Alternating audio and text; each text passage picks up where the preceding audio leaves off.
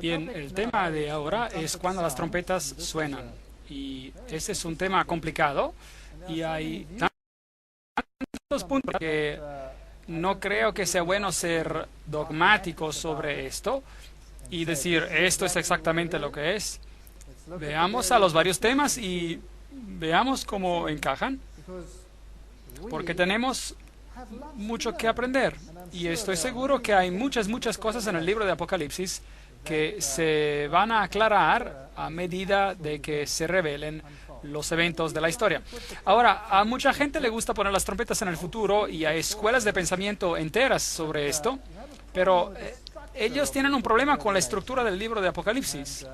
Y veremos que es probablemente mejor guardar las trompetas en línea con la estructura de quiasmo, esa estructura que fue establecida en el Apocalipsis, para que no nos perdamos. Así que, ¿qué son estas trompetas y qué significan? Primero, antes de entrar en el tema de las trompetas, hay algunos asuntos interesantes que encontramos en Apocalipsis en los capítulos 7 hasta el capítulo 9 y que forman una unidad. Por eso yo no quiero solamente hablar de las trompetas, quiero hablar del asunto de la unidad por completo. Entonces, hay una numeración de las personas de la tierra en esos temas. En Apocalipsis capítulo 7 y en Apocalipsis capítulo 9 hay el concepto del detener y soltar los vientos y están relacionados a 4 ángeles. En ambas secciones se numera a las personas. En Apocalipsis capítulo 7 el pueblo de Dios es numerado. Y en Apocalipsis capítulo 9, la contraparte demoníaca es numerada, otro pueblo. Entonces hay una numeración, los que están con Dios y los que están en contra de Dios. En ambos capítulos se escuchan las palabras oí el número, ekusaton arithmon, oí el número. Entonces, él escuchó el número del pueblo de Dios, él escuchó el número de aquellos que están con el otro lado. Y por supuesto, conocen esa declaración. Ha sido pesado y hallado. Es bueno ser numerado y no hallado falto.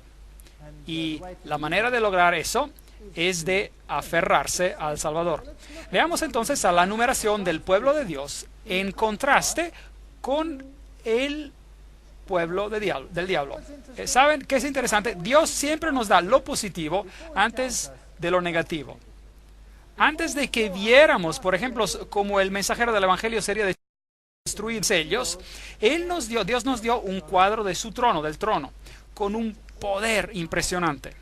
Así que aquí de la misma manera, Él nos da la numeración del pueblo de Dios. Y como dije, este capítulo está entre paréntesis, está puesto allí entre paréntesis para decirnos algo acerca del pueblo de Dios antes de que Él nos diga algo sobre las cosas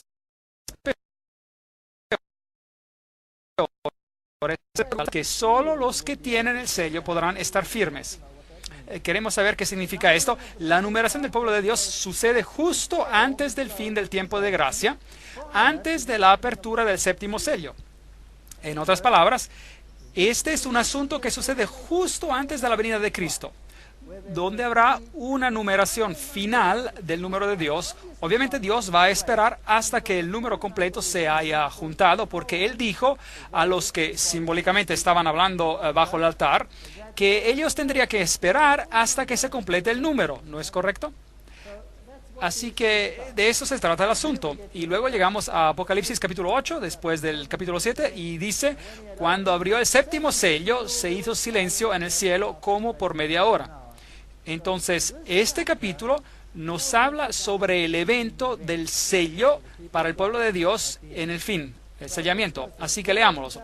Apocalipsis capítulo 7, 1. Después de esto vi a 4 ángeles en pie sobre los 4 ángulos de la tierra, que detenían los 4 vientos de la tierra, para que no soplase viento alguno sobre la tierra, ni sobre el mar, ni sobre ningún árbol.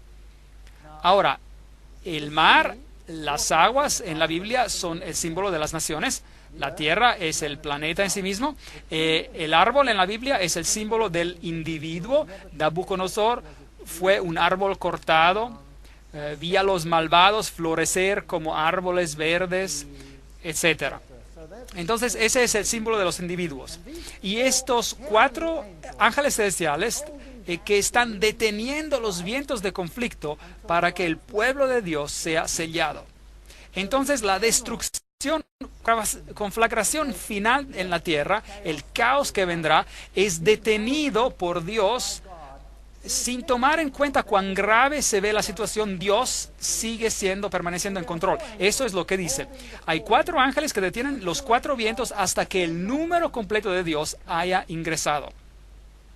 Vi también a otro ángel que subía de donde sale el sol y tenía el sello del Dios vivo, y clamó a gran voz a los 4 ángeles, a quienes se les había dado el poder de hacer daño a la tierra y el mar, diciendo, no hagáis daño a la tierra, ni al mar, ni a los árboles, hasta que hayamos sellado en sus frentes a los siervos de nuestro Dios.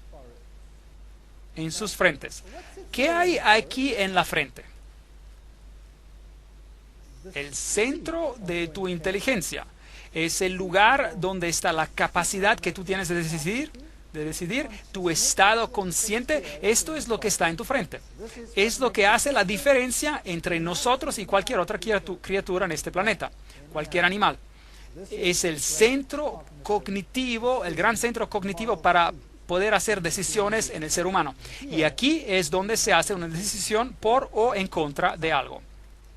Y como hemos visto anteriormente, ser sellado es establecerse en la verdad de manera que no puede ser movido. Pero Dios también sella a estos individuos. Y oí el número. Ahí oímos el número de los que fueron sellados. Y estos son el pueblo de Dios. El número de los sellados, 144,000 de todas las tribus de los hijos de Israel. Apocalipsis 7, 2 hasta 4. Algunas personas piensan que este número es un número literal y dicen que hay literalmente 144,000 que están sellados. Pero recuerden que él oyó el número. ¿Qué significa estar o ser sellado? Bueno, en 2 de Timoteo 2:19 dice, pero el fundamento de Dios está firme teniendo este sello, conoce el Señor a los que son suyos. Entonces Él los ha sellados. Y apártense de iniquidad todo aquel que invoca el nombre de Cristo. Entonces, ¿qué nos dice esto? Estas personas han tomado la decisión de ya no hacer lo malo y de hacer lo bueno por medio del poder de Dios. Y de pedir perdón a Dios por lo malo que han hecho y de pedir ser limpiados en la sangre del Cordero. Es tan simple como es. No es un asunto complicado. Nosotros siempre lo hacemos más complicado de lo que es. Y la palabra aquí por iniquidad es maldad injusticia, maldad de corazón y vida, una acción que viola la ley. Muy interesante. Entonces, si nos apartamos de la iniquidad, nos convertimos en cumplidores de la ley. Si amamos a Dios, guardamos sus mandamientos. Airaos, pero no pequéis. No se ponga el sol sobre vuestro enojo, ni deis lugar al diablo. El que hurtaba, no hurte más, sino trabaje, haciendo con sus manos lo que es bueno, para que tenga que compartir con el que padece necesidad. Ninguna palabra corrompida salga de vuestra boca, sino la que sea buena para la necesaria edificación, a fin de dar gracia a los oyentes.